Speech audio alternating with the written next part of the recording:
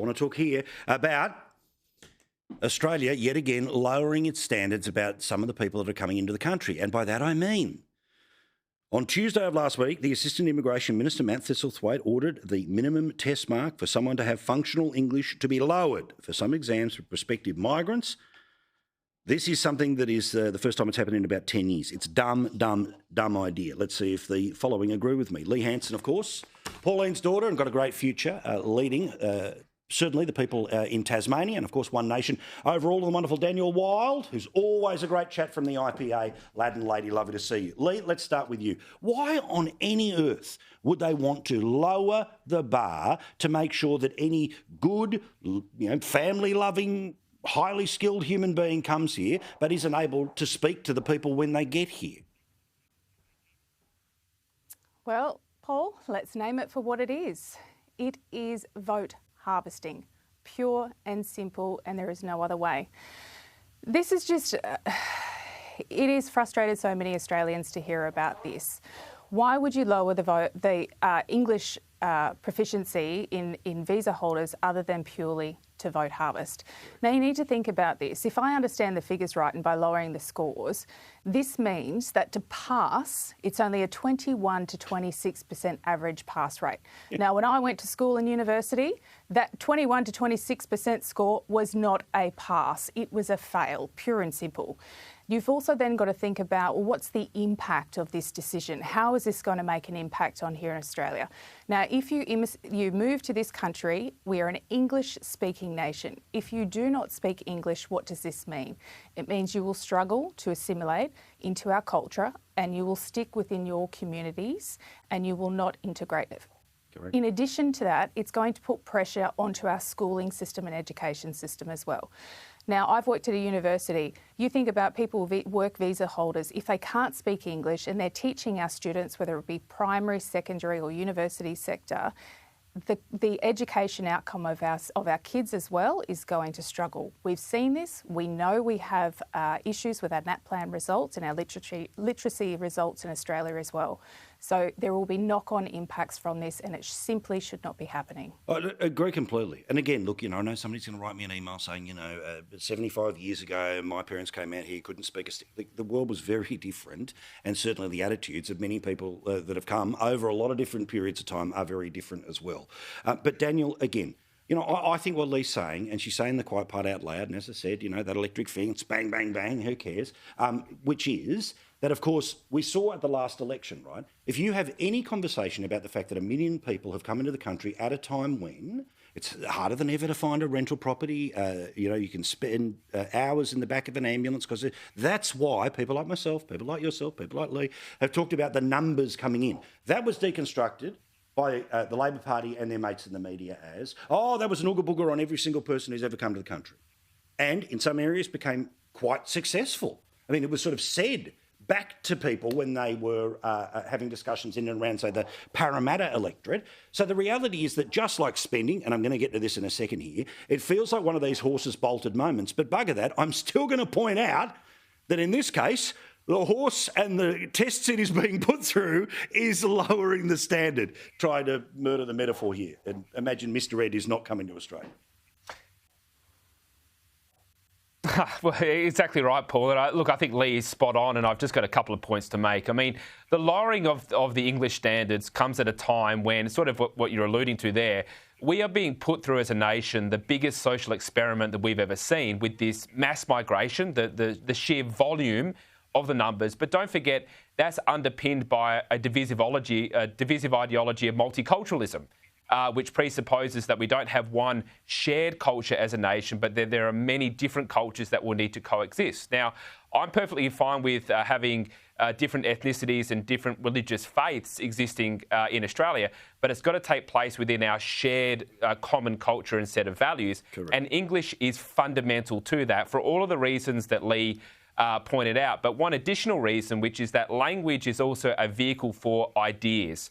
If you don't understand English or you don't understand the language of the country that you're living in, you're going to struggle to understand the ideas that underpin that nation as well. So, this is just another example of how, as a nation, we're becoming balkanised, we're becoming separated from one another.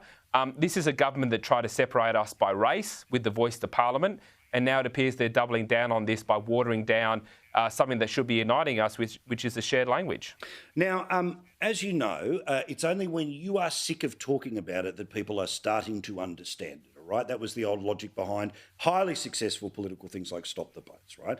So I have said it almost as many times, but I will continue to talk about it, which is if your country's not going to deal with the income it takes and it's not going to deal with the spending it takes, then the credit card bill is going to get into an unimaginable position where the single biggest thing before you get to health, education, welfare and everything else is the servicing of the debt. Remember, top 10 expenditure in Victoria right now is the servicing of the debt. Okay, so while modern monetary theory means no one will ever call the debt in, you still have to make the minimum payment, okay? And that is billions of dollars that you are not putting into all of the stuff people care about. But we also know the politics of Australia now is we don't want taxes to go up. Fine, I understand, because you've got to pay those. But because we talk about the triangle of dependence, where you're either got your hand out for welfare, or you got your hand out because you're working for the government, or you got your hand out because the government's the biggest client, spending, you never cut a dollar in spending because that triangle will weaken itself. Well, a suggestion is that we should be increasing the GST. Now, remember, this might bring a few $1 billion, but nowhere near what they really need when we are $1 trillion in debt.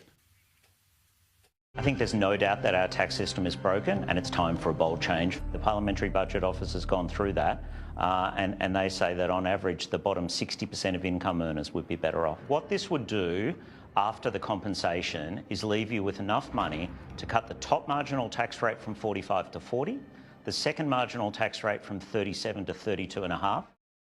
Great. None of this is going to happen, right? Why? Because the government is spending more money than it makes. So, Daniel, as a person who literally was on the front lines of the last election but is in a position now to look back, how does at any point in time the conversation ever get out of first gear about if you're not going to increase the income, then you've got to deal with the expenditure? Or is the reality that we just keep going till Greece, until the ATM doesn't work? Yeah, look, there's a couple of things there, Paul. The first is that I think the community does understand that we've got a problem. They can hold two things in their mind at the same time. The issue at the election was that a lot of voters were genuinely concerned that they perceived that the coalition government was going to take their money, or going to cut welfare to pay for the nuclear power plant. So a lot of people believe that. But they also understood that we have a long-term financial problem. The way to solve this issue is you actually have to set this up for a number of years and explain to people the day-to-day practical consequences to their lives if we don't rein in the spending. And you've outlined that then. We're not going to be able to pay for our social services. Right? That is the cold, hard reality, that if we don't want to raise taxes, which we don't, if we don't reduce the growth of spending, we're going to miss out on social services because so much of our money is going to debt servicing rather than hospitals and roads and schools and so forth. That's the conversation we have to have with the Australian community. The last proper attempt at that was the 2014 budget, the Abbott hockey budget, where they at least attempted to have this conversation with the Australian people. Now, ultimately, that wasn't as successful as it may have been, but that's where we need to start. The other point I make, Paul, is the only other way you can get out of this is through economic growth. If you grow the economy, you can increase revenue without having to raise taxes because you've got more economic activity happening. Now, I also had nothing better to do on a Sunday night, and I also went through the government's budget to check out what they're saying about economic growth. And it really is fascinating, Paul. It's a case study in lacking ambition. They're saying that the best we're going to get is 2.25% real economic growth, so a bit over 2%. Now, why does that matter? We'll go back to the Hawke years. We were getting 4 or 5% economic growth. Howard, we were getting 3 or 4% economic growth. So the reality is that the government's just given up on the idea that we can grow our way out of some of these problems. Lee, again, you know how this works. You turn around and say, look, $1 billion here, $1 billion there, and being a minor party that would have the potential to be able to potentially knock some things back in the Senate. But you know how the politics goes here. So how can we ever have a conversation about dealing with this? Or frankly, we've sort of fed everyone a diet of dessert for breakfast, and eventually, nobody doesn't have a sweet tooth when it comes to other people's money. You just need to listen to the average Australian out there. We cannot afford to increase taxes any further. And One Nation wholly opposes any increases to taxes. We are one of the highest tax countries out there. So, if you're not going to increase taxes, you need to decrease spending. One Nation policy is very clear. cut $90 billion from government bureaucracy, remove from the UN, the Paris Agreement, Indigenous affairs spending, and make sure it's going to the right places. There are countless ways we can cut the spending instead of putting a harder hit on everyday Australians' pocket. They cannot afford it. You can't keep bleeding the rock. So you need to look at how do you do things simpler, how do you do things smarter, and how do you cut the overspend, because there is plenty of overspend and money going to the wrong areas and not the right reasons. Hallelujah. So how about we stop talking about tax increases? I'm with you completely. All right, I would love to ask you about greyhound racing in Tasmania, but let's save that again maybe for next week. So let us get to bold predictions. What's definitely happening in the next 7 days, Daniel Wild? Remember, this is legally binding. Well, I can tell you, Paul, I'm pretty up and about because the Crows just beat West Coast. We're top of the ladder. So my bold prediction is we're gonna smash Collingwood on Saturday night, and we're going to end their grand final aspirations. And I think the Crows are going to go all the way this year. So I'm very pumped up and very excited about that. So you can I can sign a contract on that one right now, Paul, if you want. And a further reason, be there for the opening shots of 5 p.m. tomorrow afternoon, wherever you happen to be, with Chris Kenny as a fellow Crows man. All right, Lee Hansen, a guaranteed bold prediction for the next week. Oh, golly. I actually suspect we're going to hear a little bit more about these marches that are being promoted around Australia over the next week. I don't know if you've seen it on social media this week, but peaceful marches and rallies around each state in Australia, or majority of them. I think people have had enough, and it's starting to come out of the woodwork, and people are speaking up. I predict we're going to hear a lot more of it over the next week. Yeah, this is the conversation essentially about a pushback rally. Those who don't want to do any of the rubbish that happened in the middle of the night, but generally speaking, a pushback against some of the garbage we've all been fed for the past little while. Thank you so much, Lee and Daniel. We'll see you again hopefully next week.